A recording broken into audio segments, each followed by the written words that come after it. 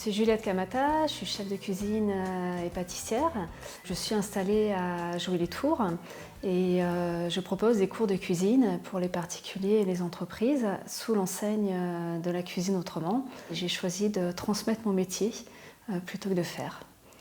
Alors, je vais vous raconter un petit peu la recette qu'on va réaliser. C'est une tartelette aux poires parfumées au miel d'acacia. On va avoir des petites noix qui sont caramélisées et un sirop de jus de raisin au poivre de compote. Donc en fait, pour commencer la recette, je vais faire le sirop. Donc dans une casserole, je vais mettre le jus de raisin avec le poivre et on va le porter à ébullition jusqu'à ce que ça atteigne la texture d'un sirop. Ensuite, on va préparer le sablé breton. On va d'abord blanchir le jaune d'œuf avec le sucre. Et après, on va rajouter les autres ingrédients. On mélange tout ça comme si c'était une pâte à tarte. On fait des petites boules qu'on étale sur une plaque. On met ça au four. Pendant que ça cuit, on va mettre à égoutter notre faisselle. On va préparer les noix, donc on va les hacher grossièrement. Donc on le fait au couteau, on ne le fait pas dans un appareil, parce que dans un appareil ça fait plein de petits morceaux qui vont griller après à la poêle, qui vont être trop cuits. On va faire torréfier nos noix à la poêle. Donc on part sur un départ à froid.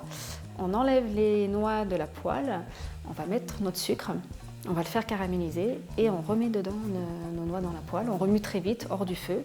Ensuite on va s'occuper de nos porcs. Dans une poêle à froid, on va mettre un petit peu de miel, on va le faire un petit peu chauffer, on ajoutera après nos poires, on va laisser le miel caraméliser un petit peu.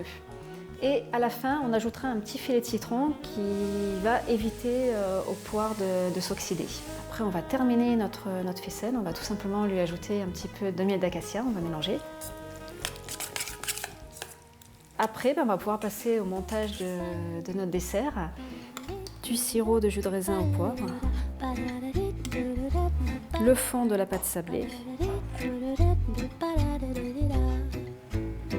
vais disposer les poires. On y est presque, et donc on n'a plus qu'à déguster après. Suis-moi, et voilà que nous y voilà.